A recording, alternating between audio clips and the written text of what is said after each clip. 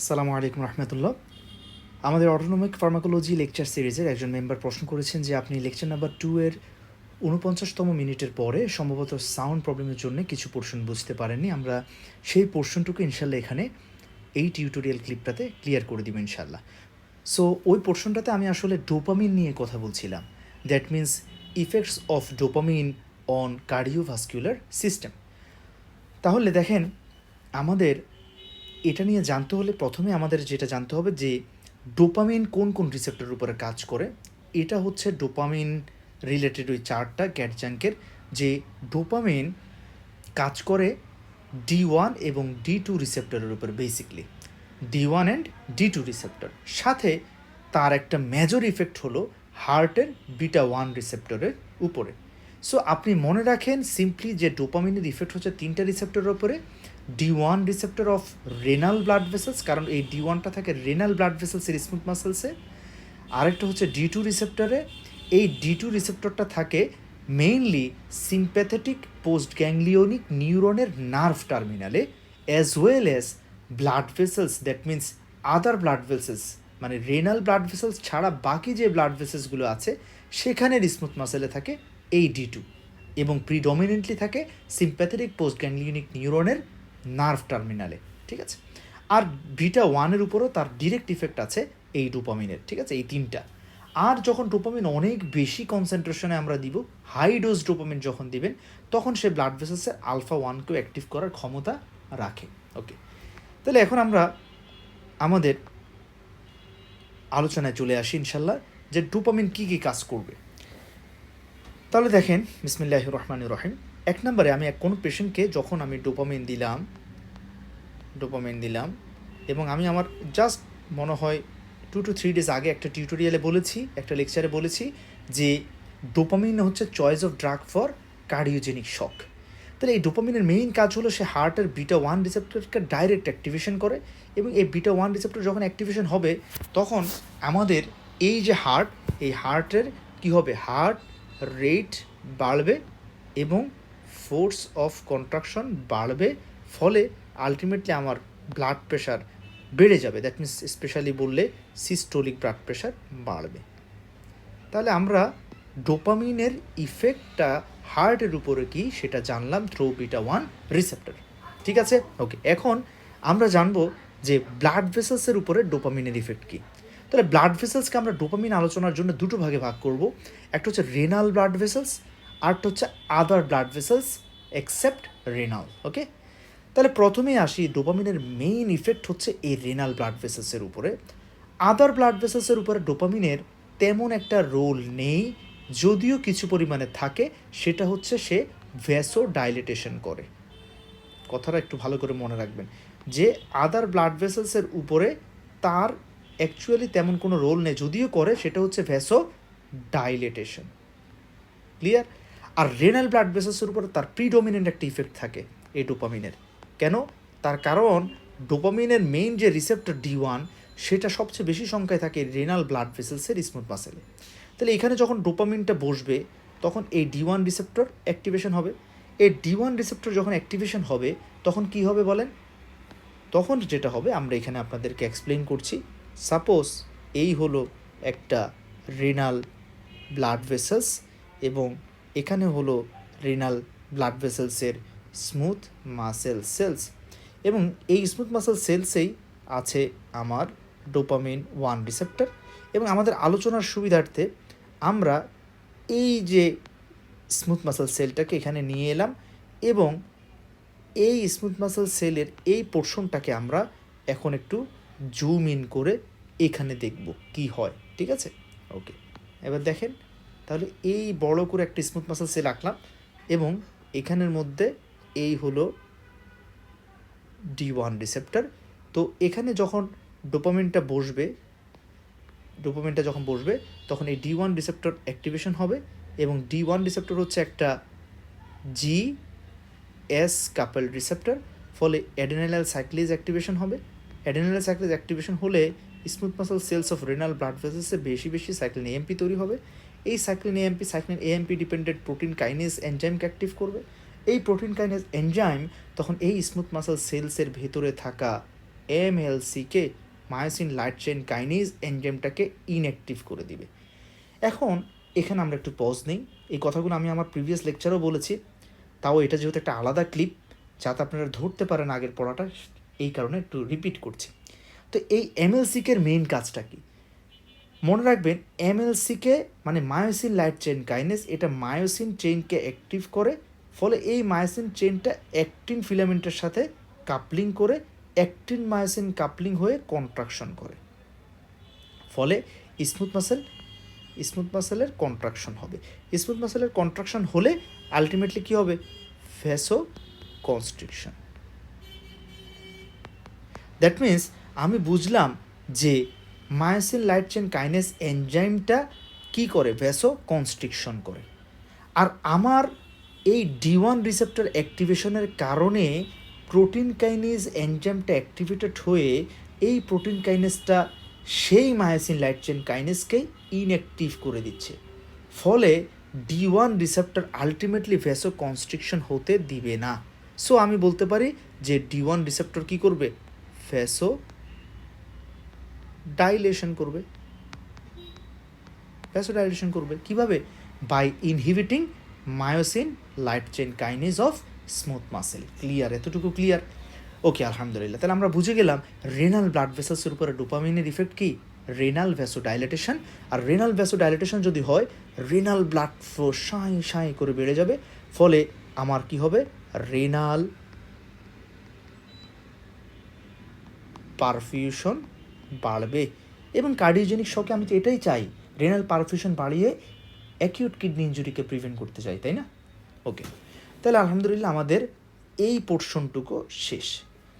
এখন আমরা আসি effects of dopamine on other blood vessels rather than kidney. Clear? তাহলে আদার ব্লাড ভেসেলসের উপর ডোপামিনের ইফেক্টটা কী, এটা একটু কমপ্লেক্স, একটু মনোযোগ দেন, ইনশাল্লাহ ইজি।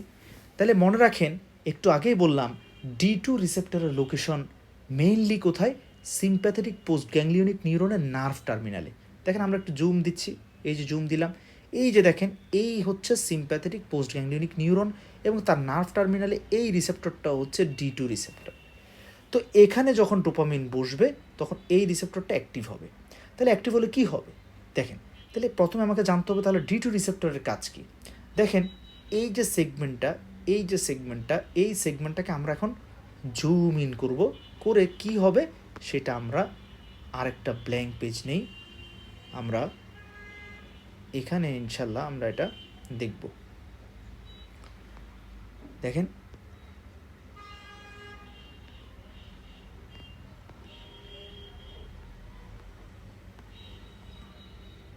ওকে, আচ্ছা, তাহলে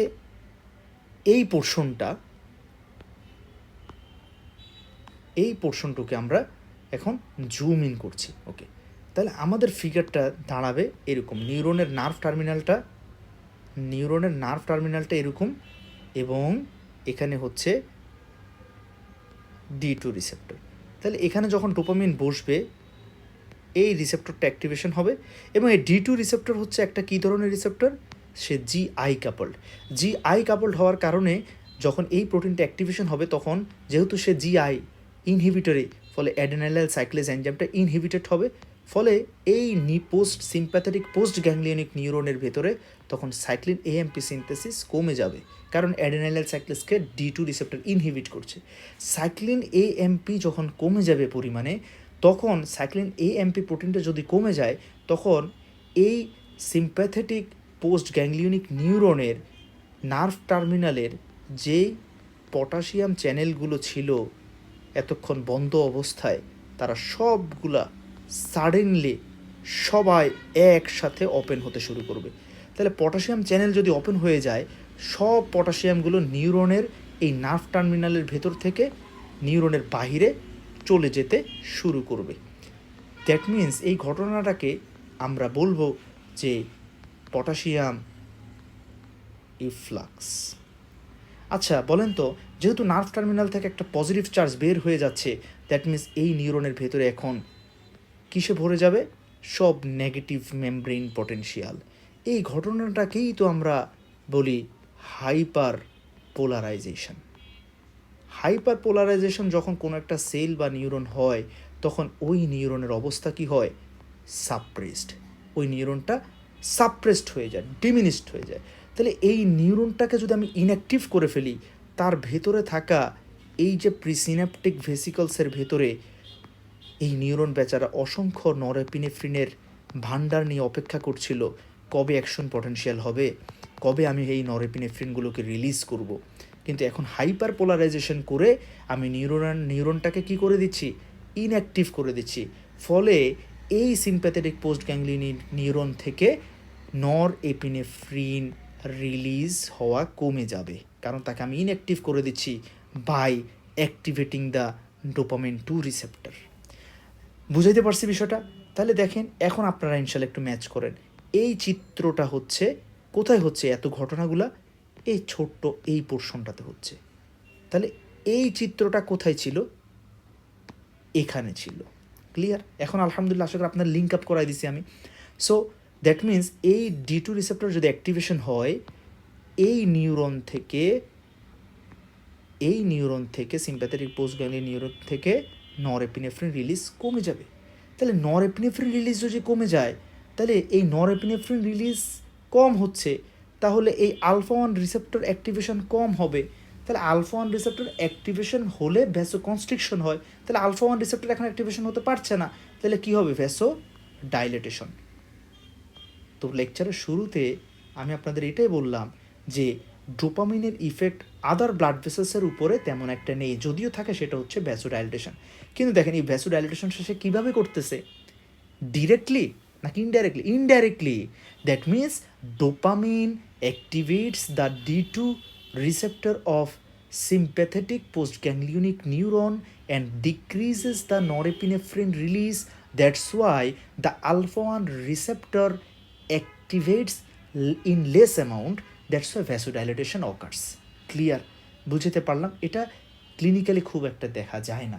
ক্লিনিক্যালি ডোপামিনের ইফেক্ট হচ্ছে হার্টের উপরে, ফলে সে হার্ট রেট বাড়ায়, ফোর্স অফ কন্ট্রাকশন বাড়ায়, কার্ডিয়াক আউটপুট বাড়ায় এবং আমরা কার্ডিওজেনিক শক ইউজ করি। এবং ডোপামিনের পেরিফেরাল ইফেক্ট হচ্ছে মূলত রেনাল ব্লাড ভেসেলসের উপরে, D1 রিসেপ্টরকে অ্যাক্টিভ করে রেনাল ভ্যাসোডাইলেটেশন করে রেনাল পারফিউশন বাড়ায়। এই দুটাই মেন ইফেক্ট। যদি বলে আর কোন ইফেক্ট আছে, জি স্যার আছে। আদার ব্লাড ভেসেলসের উপরে সে সাম এক্সটেন্ট ভ্যাসো ডাইলেটরি ইফেক্ট শো করে। কিভাবে করে স্যার? এইভাবে করে। শেষ। আরেকটা কথা ফাইনালি বলি, যদি আপনি ডোপামিন অ্যাক্সেস দিয়ে ফেলেন তখন কি হবে? ডোপামিন অ্যাক্সেস দিয়ে ফেললে dopamine in high concentration can activate this alpha 1 receptor also. তাহলে ডোপামিন যখন বেশি হয়ে যাবে তখন সে আলফা 1কে অ্যাক্টিভ করে ফেলবে, আর আলফা 1কে অ্যাক্টিভ করলে তখন কি হবে? তখন আর ভ্যাসো ডাইলেটেশন হবে না, তখন আলফা 1 অ্যাক্টিভেশনের মাধ্যমে সে করবে ভ্যাসো কনস্ট্রিকশন। ক্লিয়ার? এই প্রত্যেকটা কথা আলহামদুলিল্লাহ ক্যাটজাঙ্কের লেখা আছে। দেখেন এই ছোট্ট কয়েকটা লাইনকে আমরা আলহামদুলিল্লাহ একটা ডায়াগ্রাম দিয়ে অ্যানালাইসিস করার চেষ্টা করলাম। আলহামদুলিল্লাহ আশা করি আপনার উত্তরটা পেয়েছেন। সো আমাদের অটোনমিক ফার্মাকোলজি লেকচার সিরিজ, আলহামদুলিল্লাহ এটা আমি অনেক বেশি ডেডিকেশন নিয়ে প্রত্যেকটা লেকচার নেওয়ার চেষ্টা করেছি। সো আমি একজন লার্নার, আমি চেষ্টা করেছি যতটুকু জানি আপনাদের সাথে শেয়ার করার। যদি আপনাদের কোনো কনফিউশন থাকে অবশ্যই প্রশ্ন করবেন, এবং কোনো ভুল যদি মনে হয় আমাকে জানাবেন। I will correct myself. Thank you everyone. এবং আপনারা চাইলে এই লেকচার সিরিজটি করতে পারেন। রেজিস্ট্রেশন ফি অনলি ফর 200 টাকা ফর লাইফ টাইম অ্যাক্সেস, এবং টোটাল আমরা 9 আওয়ার্স প্লাস লেকচার নিয়েছি। Thank you everyone. ভালো থাকবেন, সুস্থ থাকবেন। আসসালামু আলাইকুম রহমতুল্লাহ।